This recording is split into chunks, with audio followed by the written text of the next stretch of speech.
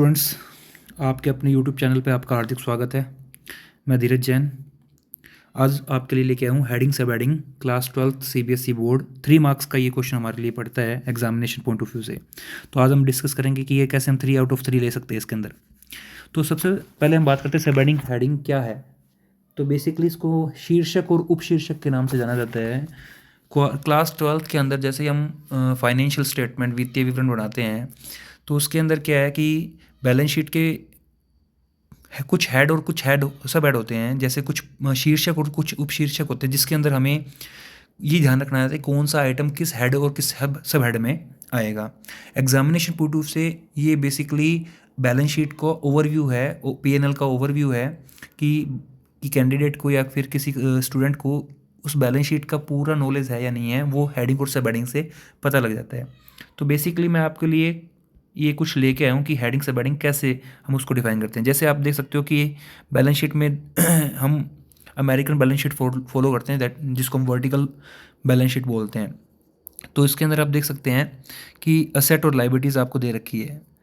तो असेट और लाइबिलिटीज़ ये थोड़ा सा वर्चुअल फॉर्म में दे रखा है, पहले लाइबिलिटीज़ भी आ सकती है। तो ये equity and liabilities, non current liabilities और करंट लाइबिलिटीज़, पहले ये आती है फिर ये आती है असेट और करंट लाइबिलिटीज़। ठीक है। तो इसमें ये देखिए कि आपको क्वेश्चन में हेडिंग सब हेडिंग दे रखी है। ये जो डार्क बोल्ड लेटर में दे रखा है वो है नॉन करंट असेट, ये हेडिंग है। इस हेडिंग के अंदर सब हेडिंग कौन सी है? देखो, property and plant, intangible asset, investment, other current investment. इसी तरीके करंट असेट के अंदर inventory, investment, trade receivable, cash and cash equivalent और अदर करंट असेट ये आती है। इसी तरीके से हम लाइबिलिटीज़ की बात करें तो शेयर कैपिटल, रिटेन अर्निंग और अदर इक्विटी, ये इक्विटी एंड लाइबिलिटीज़ के अंदर इक्विटी हेडिंग में आती है। और वैसे ही नॉन करंट लाइबिलिटीज़ हेडिंग के अंदर आएगी long term borrowings, long term provision, deferred tax liabilities और other non current liabilities. And then current liabilities के अंदर आती है हमारे पास short term borrowings, trade payable, other current liabilities and short term provision. तो हमें ये ध्यान होना चाहिए, ये है हमारे हेड, ये हेड है।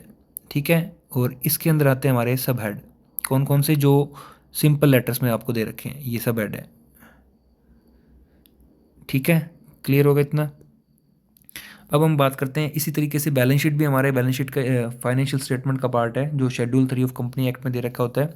तो इसके अंदर आपको ज़्यादा कुछ नहीं देंगे, तो आपको एक्सपेंसेस का ध्यान रखना है कि कौन कौन से एक्सपेंसेस इसके अंदर आते हैं। जैसे कॉस्ट ऑफ मटेरियल कंज्यूम का पूछ सकते हैं, purchase of stock in trade का पूछ सकते हैं, चेंज इन इन्वेंट्री का पूछ सकते हैं कैसे निकालते हैं, वर्क इन प्रोग्रेस का पूछ सकते हैं। तो ये हमारे एक्सपेंस है।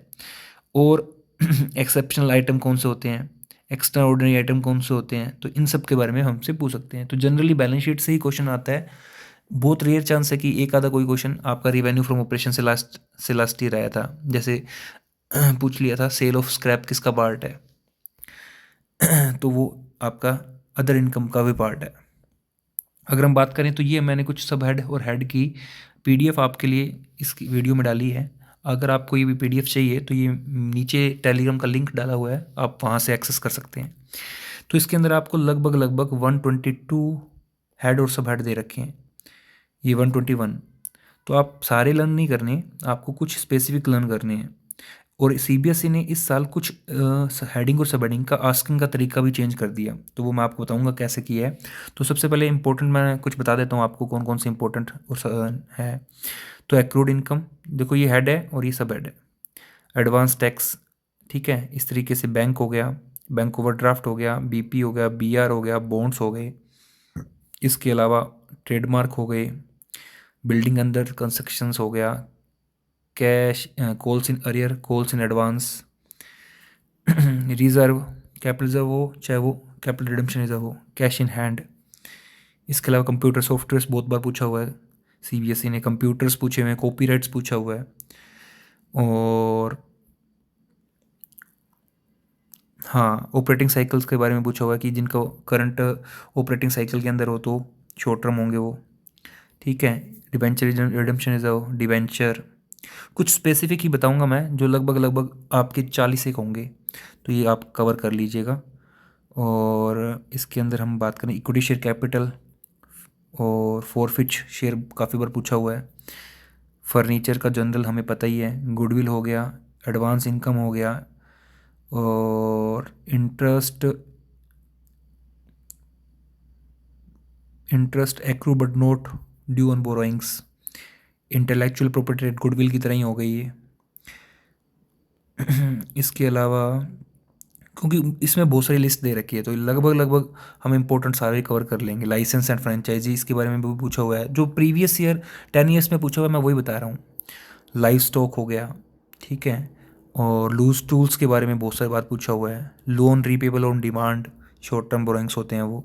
Outstanding expense, office expense, patent, plant and machinery, preference share capital, premium redemption of preference share, prepaid expense, और आपके provision for tax, public deposits, raw materials पूछ लेते हैं। सिक्योरिटी प्रीमियम को पूछा हुआ है काफ़ी टाइम से। और stores and spare and stock in trade, और PNL, trade payable, trade receivable, unpaid dividend, इसके बारे में भी वो काफ़ी टाइम पूछा हुआ है। आप प्रीवियस ईयर के पेपर्स में भी चेक कर सकते हैं, ये चीज़ें आपको रिपीट मिलेगी। Deferred tax asset, deferred tax liabilities, inventories, mature debenture और पब्लिक डिपॉजिट्स, ये ही आपसे लगभग लगभग पूछता है जो मैंने आपको बता दिए हैं। अब एग्जामिनेशन में कैसे इसको आस्क किया जाता है, इस बार थोड़ा सा पैटर्न इन्होंने चेंज कर दिया। जैसे ये देखिए, आप क्वेश्चन आपको दे रखा है, ये आपके सैम्पल क्वेश्चन पेपर 2025-2026 के अंदर आपको वो दे रखा है 3 मार्क्स का। ये इस तरीके से क्वेश्चन पूछा हुआ है। Give 2 example of inventory except raw material, WIP and finish goods. तो आपको इन्वेंट्री के एग्जाम्पल देने 2, ठीक है, जो स्टॉक इन ट्रेड में हो। Stock in trade, finish goods, working progress और रॉ मटेरियल को छोड़ के। तो इन्वेंट्री के हमारे पास एग्जांपल कौन कौन से आते हैं तो मैं आपको बता दूं। Stores and spares, loose tools, loose tools, तो ये आपको देख सकते हो आप, आपको इस PDF में भी मिल जाएगा। मैं आपको दिखा देता हूँ। देखिए, आपको क्या करना है, इन्वेंट्री चेक करनी है। तो इन्वेंट्री आपको कहाँ मिलेगी, यहाँ सब हेड के अंदर इन्वेंट्री चेक करनी है। इन्वेंट्री कहाँ है, ये देखिए, गुड्स इन ट्रांजिट भी लिख सकते थे आप, ठीक है।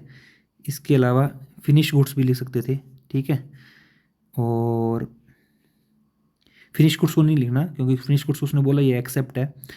तो और इन्वेस्टमेंट में हम क्या लिख सकते थे इन्वेंट्री में, ये देखो लूज टूल्स, ठीक है, ये लिख सकते हो। मतलब उन्होंने क्या किया, डायरेक्ट यहाँ से पूछ लिया कि ऐसा कौन सा आइटम है जिसका सब हेडिंग इन्वेंट्री है। तो आपको ये पता होना चाहिए कि इन्वेंट्री किसका सब हेडिंग है, ठीक है। इस तरीके से आपको पता होना चाहिए कि इसका भी है, स्टॉक एंड ट्रेड, स्पेयर्स का, ठीक है। इस तरीके से क्वेश्चन पूछते हैं। सेकंड क्वेश्चन क्या कह रहा है, मतलब थोड़ा सा क्वेश्चन पूछने का तरीका चेंज कर लिया। सेकंड है, where will you disclose the amount of loss on issue of debenture return of out of statement of profit and loss. कि पीएनएल के अलावा, स्टेटमेंट ऑफ पीएनएल के अलावा इशू ऑफ डिवेंचर की कौन सी अमाउंट आप, मतलब लॉस की अमाउंट आप कहाँ डिस्क्लोज करोगे।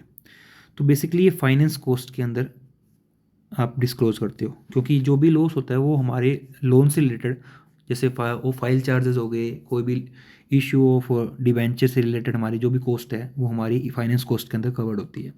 तो ये भी आपको यहीं मिल जाएगी बेसिकली। हालांकि फाइनेंस कॉस्ट डिबेंचर के पार्ट है, लेकिन इसके अंदर पूछ लिया इन्होंने। तो ये आपको डिबेंचर के अंदर अगर हम बात करें तो यहाँ आपको शॉर्ट टर्म बोरोइंग्स के अंदर इसकी जो आप ब्रीफ पढ़ोगे तो आपको मिलेगा। फाइनेंस कॉस्ट यहाँ कवर नहीं है, ये हेडिंग और सब हेडिंग का नहीं है, ये अंदर से ही पूछा इन्होंने। ये थोड़ा सा ब्रीफ पूछ लिया इन्होंने। एंड थर्ड देखो, where will you disclose the purchase of raw material in financial statement of company. Purchase of raw material कहाँ डिस्क्लोज करते हो आप। तो आप देखो, परचेज ऑफ रॉ मटेरियल अगर हम बात करें तो ये आपका पीएनएल से पूछा है क्वेश्चन।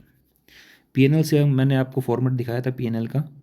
तो यहाँ पर आपका purchase of stock in trade, purchase of stock in trade तो यहाँ आता है, लेकिन परचेज ऑफ गुड्स यहाँ आएगा कॉस्ट ऑफ मटेरियल कंज्यूम में। तो आपको इनका ब्रीफ भी पढ़ना पड़ेगा कि कौन कौन से आइटम में क्या क्या आता है। जैसे बैलेंस शीट का भी आपको पढ़ना पड़ेगा, जैसे ये आया था अभी लॉन्ग टर्म बोरोइंग्स का आया था फाइनेंस कॉस्ट से रिलेटेड। तो ये लगभग लगभग आपका इसके अंदर कवर्ड हो जाएगा। तो इसके लिए मैं आपको एक लिंक शेयर कर दूंगा, वहाँ से इसका पूरा स्टेटमेंट का आप ब्रीफ इंट्रोडक्शन देख सकते हैं।